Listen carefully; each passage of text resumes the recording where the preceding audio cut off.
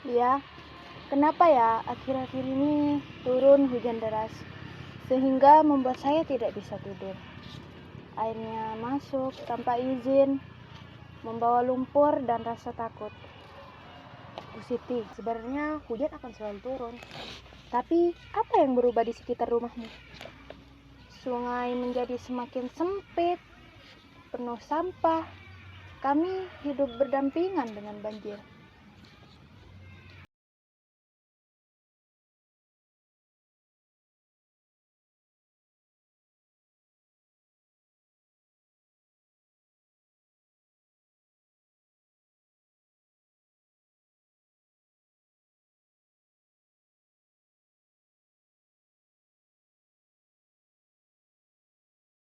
Benar ya Bu, kalau hasil panennya berkurang, semua pun ikut terdampak.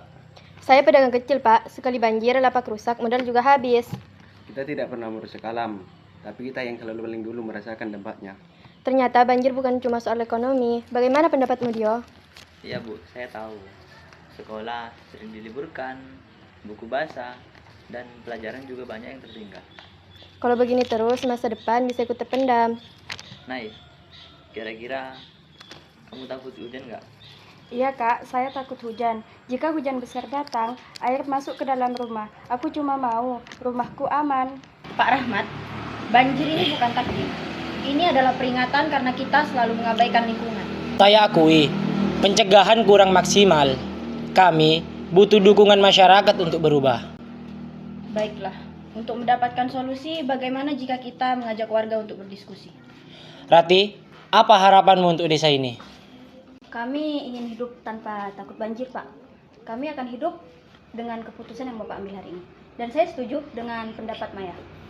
Itu tanggung jawab yang sangat besar dan tidak bisa diabaikan. Jika itu harapan kalian, mari kita bersama-sama mencari solusinya. Pak, kami datang untuk menagih solusi dari Bapak. Sekarang kita tahu banjir menyentuh semua orang. Betul Pak, kami ingin hidup tanpa rasa cemas. Kami ingin tanah kembali subur. Kami ingin berdagang dengan tenang. Kami ingin belajar tanpa gangguan. Dan kami ingin rumah yang aman. Dan kami butuh keberanian pemimpin. Cukup, diam semuanya. Saya akan memperbaiki dan mencegahnya. Saya, sebagai pejabat daerah, memiliki rasa tanggung jawab yang sangat besar kepada kalian semua. Karena masa depan bukan untuk dikorbankan. Hujan tidak menghukum, tapi hanya mengingatkan. Kak Maya, kenapa banjir terus datang? Karena sungai mulai tercemar, hutan-hutan ditebang, dan tanah tidak lagi bisa menyerap air. Ternyata hujan hanya mengikuti hukum alam ya. Jika jalannya disumbat ya airnya akan mencari jalannya sendiri. Banjir bukan takdir yang harus diterima. Ia adalah peringatan yang harus dijawab. Banjir bukan takdir. Banjir adalah sebuah peringatan.